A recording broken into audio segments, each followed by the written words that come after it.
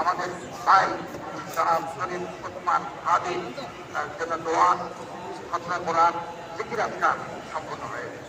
আমি তার জীবন বৃত্তান্ত পাঠ করছি। 1993 সালের 30 জুন ঝালকাঠি জেলার নলছিটি উপজেলার জন্ম নেওয়া কবি শরীফ ওসমান হাদি বাংলাদেশের স্বাধীনতা ও সার্বভৌমত্বের প্রতীক হয়ে উঠেছে। তার উদার ব্যক্তি, দেশপ্রেম, মানবিক মূল্যবোধ জানতে দেবো কিন্তু চুলাই দেবো না এই প্রোগ্রাম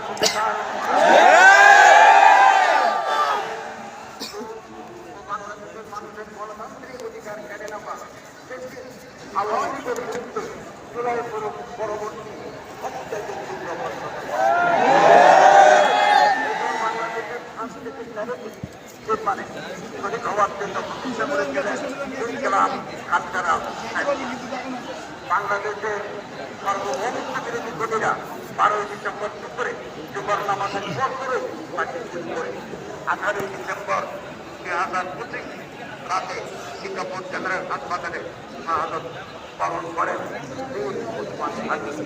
ওরা ওসমান হাদিকে বিচ্ছিন্ন করতে চেয়েছিল, আর ওসমান হাদি হয়ে উঠলেন আমাদের সবচেয়ে বড় প্রতীক, স্বাধীনতা এবং সার্বভৌমত্ব।